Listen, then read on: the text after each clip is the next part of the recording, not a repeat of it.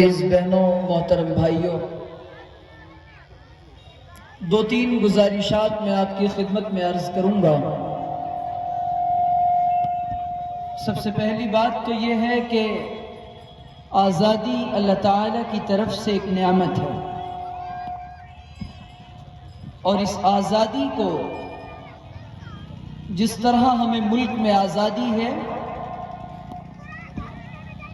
آج بھی نمازیں پڑھنے کی آزادی ہے، روزہ رکھنے کی آزادی ہے، زکوٰۃ دینے کی آزادی ہے، شعائر اسلام پر عمل کی پوری آزادی ہے۔ حکومت نے اب تک ہمیں یہ نہیں کہا کہ تم نماز نہ پڑھو، حکومت نے اب تک یہ نہیں کہا کہ تم روزہ نہ رکھو، حکومت نے اب تک یہ نہیں کہا کہ تم زکوٰۃ نہ دو، حج نہ کرو۔ یہ ہماری کوتاہیاں ہیں کہ ہم اللہ کے فرائض پر عمل نہیں کرتے۔ سارا الزام حکومت کو، سارا جرم حکومت کا ایسا نہیں ہوتا۔ اپنے گریبان میں بھی ہمیں جھانکنا چاہیے کہ اللہ کے ساتھ ہمارا کیا تعلق ہے۔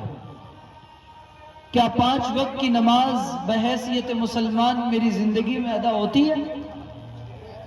کیا 100% گناہوں سے بچنے کا اہتمام میں کرتا ہوں؟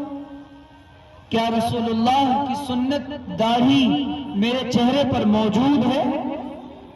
اور کیا پردہ اور برقع جو اسلام کی عورت کی اور مسلمان عورت کی شان اور نشانی ہے، میں اس کو اپناتی ہوں؟ کیا وہ حیا اور پاک دامنی جو ایک عورت کا زیور ہے، کیا اس حیا اور پاک دامنی کو میں نے اپنایا ہے؟ یہ سوال پوچھیں ہم اپنے آپ سے۔ آج بچوں کی دینی تعلیم کا انتظام تو ہم نے کر لیا، کیا اس سے فرض ادا ہو جائے گا؟ کیا اگر بچے قرآن پڑھ لیں، مکتب پڑھ لیں، مدرسے پڑھ لیں، اس سے حق ادا ہو جائے گا؟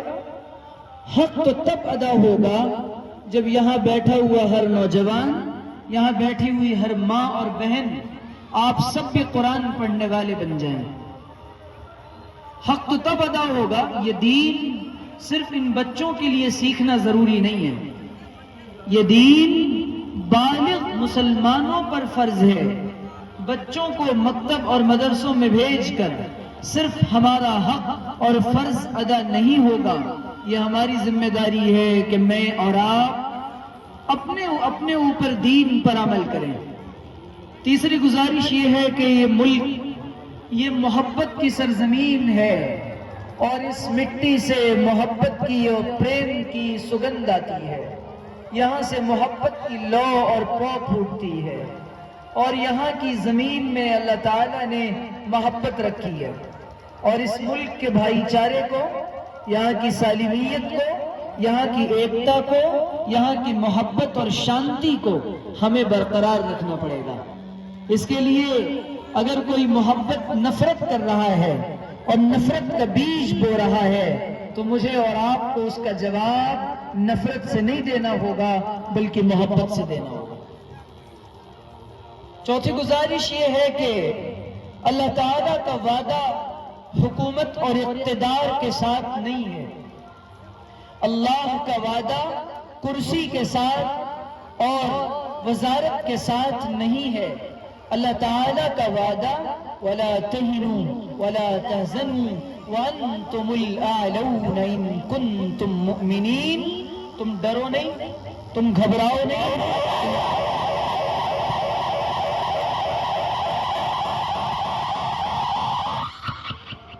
کمزور نہ پڑو، تم ڈرو نہیں، گھبراؤ نہیں، کمزور نہ پڑو، تمہارے دلوں میں بزدلی نہ آئے۔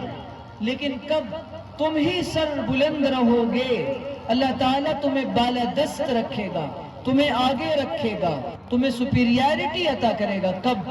اگر تم مومن ہو۔ کیا ہمارے دلوں میں ایمان ہے؟ ایمان کیا ہے؟ نبی نے آخری بات اور آخری گزارش عرض کرتا ہوں، صحابی نے پوچھا کہ یا رسول اللہ بتائیں ایمان کیا ہے؟ آپ نے فرمایا اذا سرتک حسنتک فانت مؤمن واذا ساءتک سیئتک فانت مؤمن. تجھے اگر تیری خوشی پر، تیری نیکی پر خوشی ہو تو تو ایمان والا ہے، اور فرمایا تجھے اگر تیرے گناہ غمگین کر دیں، پریشان کر دیں تو تو ایمان والا ہے. یہ پیمانہ ہے یہ دیکھنے کا کہ نیکی کے کاموں پر میرا دل خوش ہوتا ہے یا نہیں. یہ پیمانہ ہے کہ برائی کے کام پر میرا دل غمگین ہوتا ہے یا نہیں. تو اسی لیے ہم اپنے آپ کے گریبان میں جھانکیں، اور 5 وقت کی نماز ہر مسلمان مرد و عورت پر فرض ہے. دین کا سیکھنا، حرام اور حلال کی تمیز ہر مسلمان مرد اور عورت پر فرض ہے. اور اس ملک میں ہم رہتے ہیں، یہاں کے قانون کے بارے میں جاننا، یہاں کے حالات سے باخبر رہنا، یہ ہر ذمہ دار شہری کی پوری ذمہ داری ہے. اسی لیے میں اپنے نوجوان ساتھیوں سے کہوں گا، خواب غفلت کی زندگی چھوڑ دیجئے، اللہ کے ساتھ وفا کیجئے. اپنی بہنوں سے کہوں گا حیا اور پاک دامنی کو اپنائیے. غربت اور مالداری اللہ کے یہاں یہ کامیابی کی علامت نہیں ہے. اللہ کے یہاں وعدہ پرہیزگاری اور تقوی کے ساتھ ہے.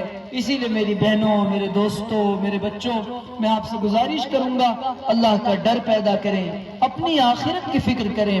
زندگی اور یہ دنیا بہرحال ختم ہو جانے والی ہے. ہمیں اپنے اللہ کو منہ دکھانا ہے. اللہ کے پاس جانے سے پہلے ہم اپنے اللہ کو راضی کر لیں عبادتوں کے ذریعے اور اللہ کی فرما برداری کے ذریعے. اور آج ہم سب اپنے اللہ سے سچی پکی توبہ کر لیں. اللہ تعالیٰ توبہ کرنے والے مومن مردوں کو اور مومنہ عورتوں کو بہت پسند فرماتے ہیں. لہٰذا آئیے آج کے اس دن ہم اور آپ یہ عزم کرتے ہیں، ہم اپنے اللہ کی بھی نافرمانی نہیں کریں گے، اپنے رسول اللہ کی سنت پر عمل کریں گے اور اپنے نبی کی سنتوں کو اپنے دل سے لگائیں گے اور پوری زندگی نبی کی سنت اور شریعت کے مطابق عمل کریں گے. اس عزم کے ساتھ میں اور آپ یہاں سے اٹھیں. لہٰذا میں توبہ کے کلمات پڑھا دیتا ہوں، ہم سب سچے دل سے توبہ کے کلمات پڑھ لیں. اللہ تعالیٰ ہم سب کی توبہ کو قبول فرمائے گا. پڑھیں استغفر اللہ ربی، استغفر اللہ ربی من کل ذنب واتوب الیہ. اے اللہ میں نے اپنے تمام چھوٹے بڑے گناہوں سے سچی توبہ کی. اے اللہ میری توبہ کو قبول فرما. انشاءاللہ انسان گناہ کرتا ہے، توبہ کر لے، اللہ تعالیٰ معاف فرما دیتے ہیں. انسان سے گناہ ہو جائے، اپنے رب کے سامنے 2 رکعت صلاۃ التوبہ پڑھے، اپنے اللہ سے معافی مانگ لے. انسان کا اور بندے کا اور رب کا ایک محبت بھرا تعلق ہے، اس تعلق کو ٹوٹنے نہیں دینا چاہیے. یہ